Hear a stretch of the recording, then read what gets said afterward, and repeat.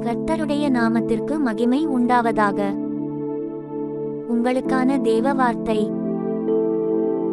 பொன்னைச் சம்பாதிப்பதிலும் ஞானத்தைச் சம்பாதிப்பது எவ்வளவு உத்தமம். வெள்ளியை சம்பாதிப்பதிலும் புத்தியைச் சம்பாதிப்பது எவ்வளவு மேன்மை. ஜெபம். ஞானத்திற்கும் புத்திக்குமான மூலாதாரமான கர்த்தரே, உலகப் பொருள்களை விட உம்மிடத்தில் உள்ள ஞானம் மிகவும் விலைமதிப்பற்றதென்பதை நான் உணர்கிறேன். எனக்கு உம்முடைய ஞானத்தையும் புத்தியையும் அளித்து என் வாழ்வை சரியான வழியில் நடத்தும் கிருபையை தாரும்.